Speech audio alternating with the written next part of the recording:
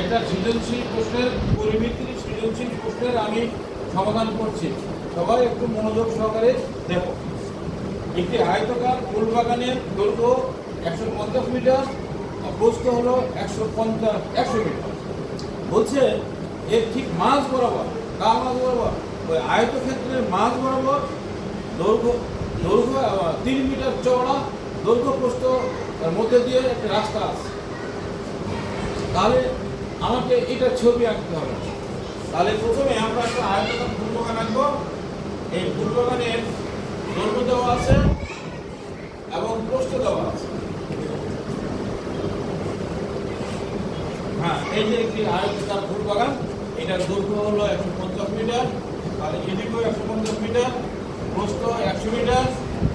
হ্যাঁ, প্রস্থ 100 মিটার, একদিকে দিলেই হবে, এদিকে 100 মিটার। এখন ঠিক এর মাঝ বরাবর রাস্তা আছে, এই দৈর্ঘ্য মাঝ বরাবর রাস্তা আছে, প্রস্থর মাঝ বরাবর রাস্তা আছে। কতক্ষণ চওড়া? 3 মিটার। চওড়া মানে প্রস্থ, প্রস্থ।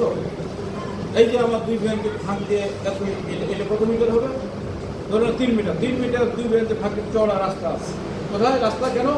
দুই দিকের ছাত্রদের সাথে দেখার জন্য, টিচারের দাদাদের জন্য মাঝ বরাবর একটা রাস্তা আছে। এই রাস্তা, হ্যাঁ, এখানেও ঠিক রাস্তাটা ঠিক রাস্তা দেখে নেই, এই 3 মিটার চওড়া। তাহলে এখানে 3 মিটার চওড়া রাস্তা যদি হয়, তাহলে দেখি 3 মিটার চওড়া রাস্তা আছে। তাহলে এটা 3 মিটার, এটা 3 মিটার, এটা 3 মিটার, এটা 3 মিটার। এইগুলো হলো জমি। তাহলে কি হবে?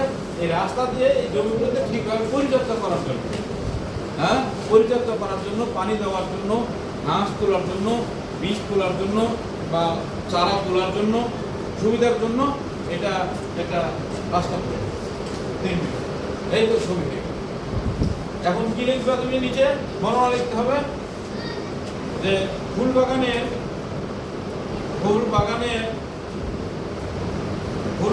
দৈর্ঘ্য 150 মিটার, প্রস্থ 100 মিটার। ওই উদ্দীপক দেখে লিখলে হবে। মাঝ বরাবর 3 মিটার চওড়া,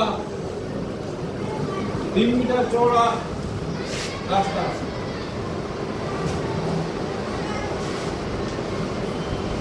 এই যে উদ্দীপকে লেখা আছে, উত্তরটা লিখে দিলাম। এই ক নম্বরের উত্তর হয়ে গেল।